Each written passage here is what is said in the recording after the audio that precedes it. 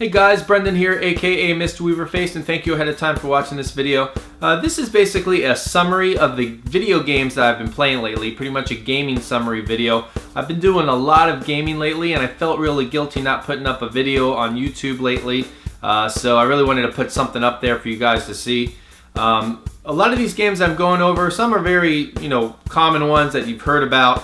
But some are a little obscure, and all the games that I'm going over are games that I can recommend that you play. So if you have not checked out these games yet, I would suggest doing so. So stick around, let's take a look. The first game I've been playing that I can strongly recommend that you play is Borderlands 2. This game is great.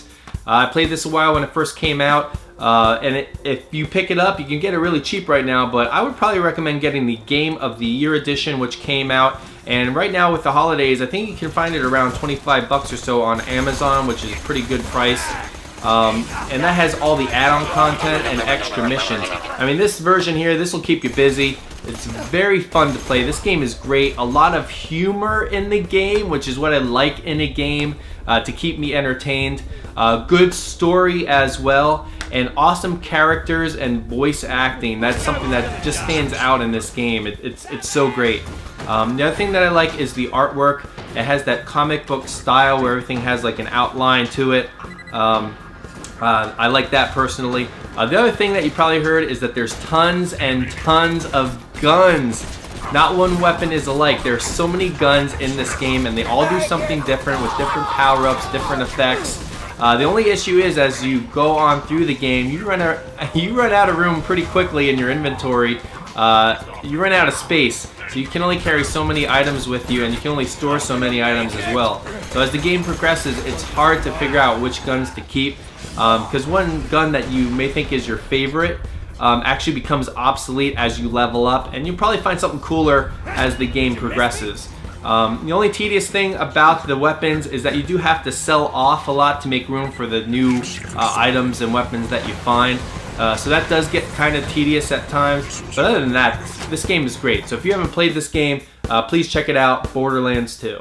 Alright, if you saw my recent video game pickup video, you know that I already picked up a Pokemon White Nintendo DS. So I just started playing it, getting used to it, using the stylus and stuff like that. The other system that I owned before is a PlayStation Vita, and that thing is awesome. There's a lot of good games out for it now since it's been out for a couple of years. So if you don't own a Vita, pick it up. It's not just for on the go. I actually play it at home too a lot. So check out the Vita. And the reason I'm talking about the Vita is because I played a game on there a while ago that left such a lasting impression on me that I had to get the first game in the series on a Nintendo DS. The game on the Vita is the second game in the series, and it's called Zero Escape: Virtue's Last Reward. Just thinking about this game is giving me chills right now, because this is a game. This is like a game like no other. The best way I could describe it is that it's like a text adventure.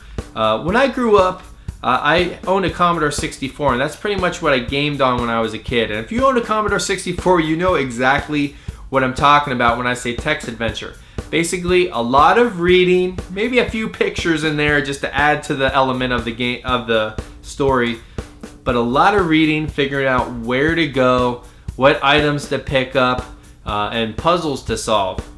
And if you like puzzle solving, this game it's great.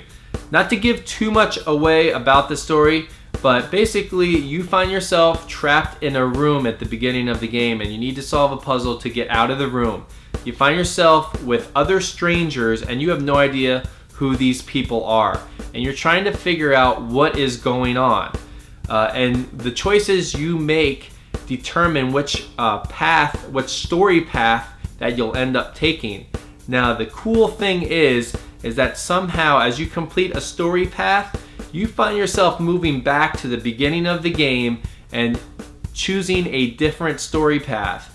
And what the reason for that is you do that in order to gain valuable information to figure out why you're trapped there, what's going on, what are the rules of the game, how the heck can you escape from this subterranean maze or complex with all these secret rooms and stuff.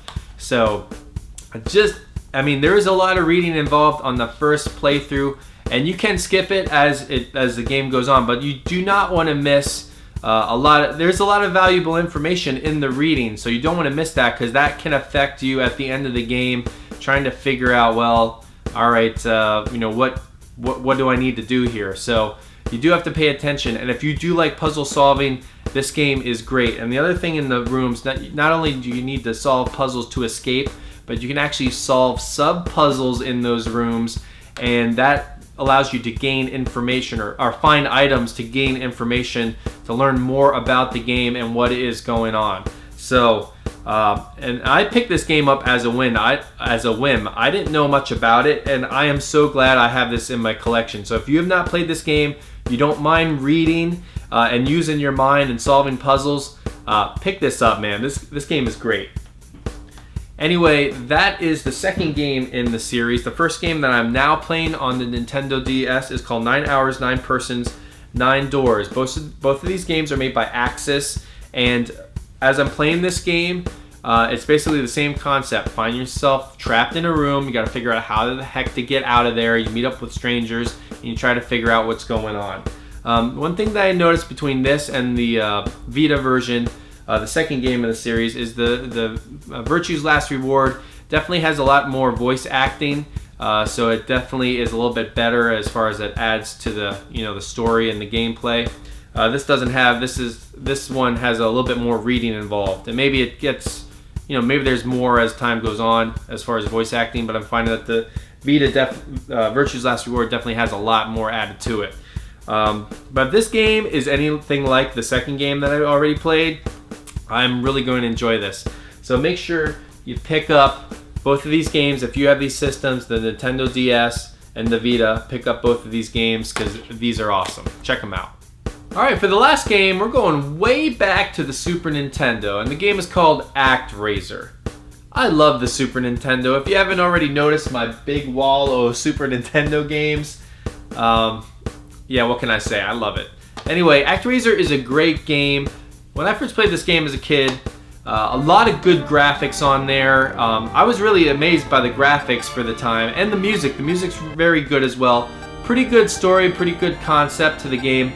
The only downside is the game is extremely easy. On my recent playthrough, I didn't die the entire game until like the final boss. And once you figure that out too, that's not hard at all anyway. I wish this game would have had some difficulty settings that you can change, or if it was made more difficult to begin with. Other than that, the game is fun, and there are some platforming levels, and between the platforming levels, you actually travel from region to region, and you have to build up a town or city with a population. And the more populated the town or city becomes, the more you get to level up. And there's some problem solving that you need to figure out in each region, but that's not hard at all. And there are how-tos online on how to maximize the population in each region so that you can get to the highest level to gain more health points.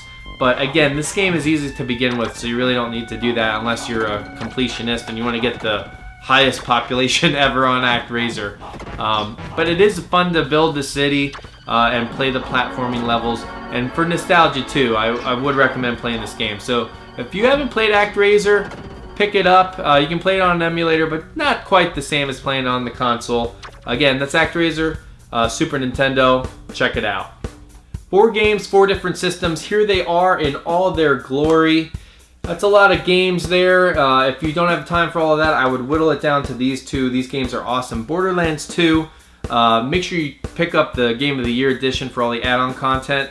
And Virtue's Last Reward. I mean, I'm getting chills again just talking about this game. It is such a unique, one-of-a-kind gaming experience, and you have to play it to really know what I'm talking about. And these games are such polar opposites too, like first-person kick-butt shooter and puzzle-solving text adventure. It's just amazing the different types of games that I get drawn to. And actually, as I said, this game I picked up on a whim. But I'm so glad that I did pick it up because there's so many different genres of games out there.